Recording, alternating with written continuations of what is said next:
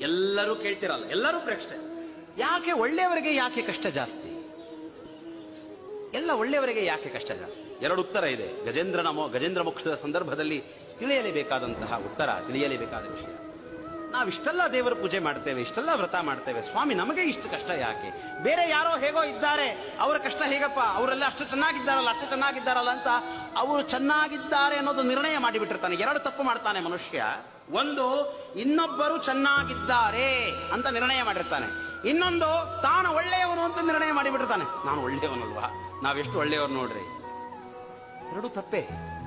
ನಾವು ಇಷ್ಟು ದಿವಸಗಳ ಕಾಲ ಹಣ ಇದೆ ಅಂತ ಯಾರು ಚೆನ್ನಾಗಿದ್ದಾರೆ ಅಂತ ಅಂದುಕೊಂಡಿದ್ವಲ್ಲ, ಇವತ್ತು ಆ ಹಣ ಇದ್ದ ಜನ ಏನಾಗಿದ್ದಾರೆ?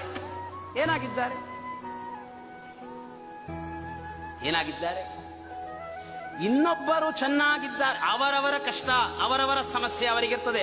ಇರುವೆ ಭಾರ ಇರುವೆಗೆ, ಆನೆಯ ಭಾರ ಆನೆಗೆ. ಪ್ರತಿಯೊಬ್ಬರೂ ಕಷ್ಟದಲ್ಲಿರುವವರೇ. ಹಣ ಇಲ್ಲದವನಿಗೊಂದು ಕಷ್ಟ, ಹಣ ಇರುವವನಿಗೊಂದು ಕಷ್ಟ. ಮಕ್ಕಳಿಲ್ಲದವರಿಗೊಂದು ಕಷ್ಟ, ಮಕ್ಕಳಿರುವವರಿಗೊಂದು ಕಷ್ಟ.